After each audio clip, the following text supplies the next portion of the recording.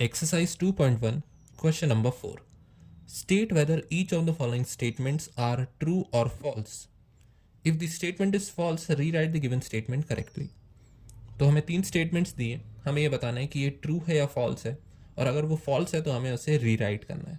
तो सबसे पहले देखते हैं ये वाली statement, if p is m, n and q is n, m, then p cross q would be this.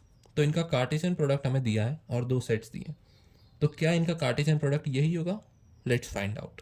तो पहले वाले के लिए मैं p को पहले ड्रॉ करता हूँ, देन q। p में एलिमेंट्स हैं m एंड n, q में एलिमेंट्स हैं n एंड m। तो हमसे पूछा है p cross q, p cross q। तो सबसे पहले p के हर एक एलिमेंट को हम q के साथ कंबाइन करेंगे 1 बाय 1। तो p का m पहले n और m के साथ कंबाइन होगा, तो पहले आएगा m, n, m, n, then m, m, then p का n q के हर एक एलिमेंट के साथ कंबाइन होगा, तो ये आएगा n, n and n, m, n, n and n, m।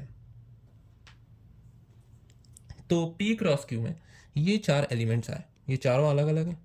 हाँ, तो इसमें तो p क्रॉस q में 2 ही एलिमेंट्स हैं, तो ये दोनों ही वैसे भी इक्वल नहीं है। अच्छा, इनमें कौन कौन से एलिमेंट्स मिसिंग है? इसमें m, m मिसिंग है और n, n मिसिंग है। तो we can say that this statement is false, और if the statement is false, rewrite the given statement correctly।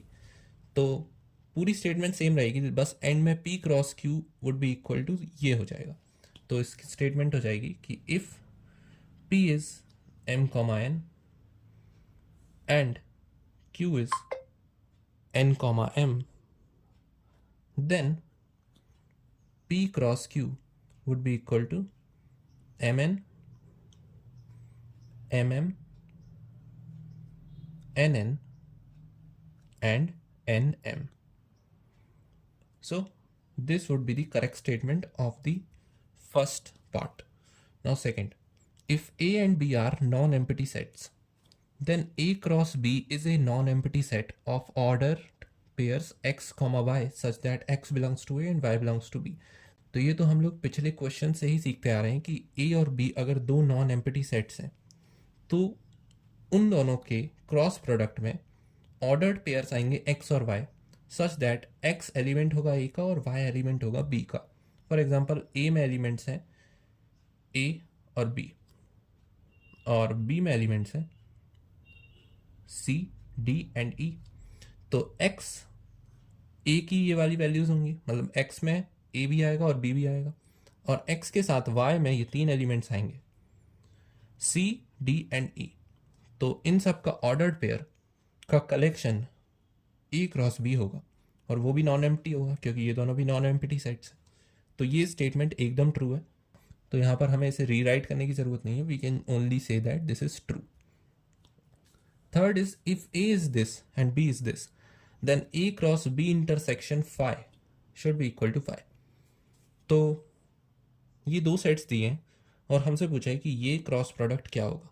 अब यहाँ पर तो एक सिंगल सेट है, लेकिन यहाँ पर एक इंटरसेक्शन है, तो पहले हम इस ब्रैकेट के अंदर पे फाइनल सेट को फाइंड करते हैं, देन उसका क्रॉस प्रोडक्ट ए के साथ निकाल कर देखते हैं।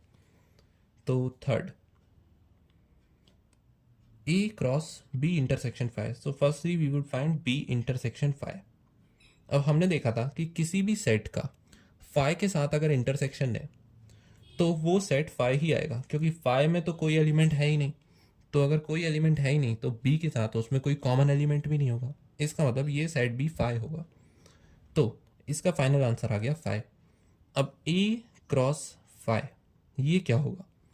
ए में मान लेते हैं एलिमेंट्स हैं ए, बी एंड सी, लेकिन यहाँ पे ए में एलिमेंट्स ऑलरेडी दिए हैं तो हमें मानने की ज़रूरत नहीं है। यहाँ पे ए में एलिमेंट्स हैं 1 एंड 2, उसका हमें क्रॉस प्रोडक्ट चाहिए फाई के साथ।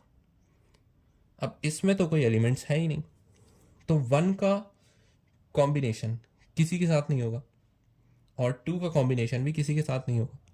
तो अगर उसके पेयर में ही कोई एलिमेंट्स नहीं है तो ऑर्डर्ड पेयर्स भी एम्प्टी आएंगे। तो इस तरीके का कुछ ये सेट बनेगा। अब ये ऑर्डर्ड पेयर्स एम्प्टी हैं तो इन्हें हमें लिखने की भी ज़रूरत नहीं है। पहली बात तो ये दोनों सेम है क्योंकि ये एम्प्टी ऑर्डर्ड पेयर्स हैं, तो वो एक बार आएंगे सेट में क्योंकि सेम एलिमेंट रिपीट नहीं होता। और एम्प्टी ऑर्डर्ड पेयर को दिखाने से अच्छा है कि हम एक खाली सेट ही दिखा दें which would be equal to phi. Therefore A cross phi मतलब किसी भी सेट का फाई के साथ मतलब एम्प्टी सेट के साथ क्रॉस प्रोडक्ट भी एम्प्टी सेट ही आएगा। तो ये स्टेटमेंट भी एकदम ट्रू है। So these all are the answers of the given questions.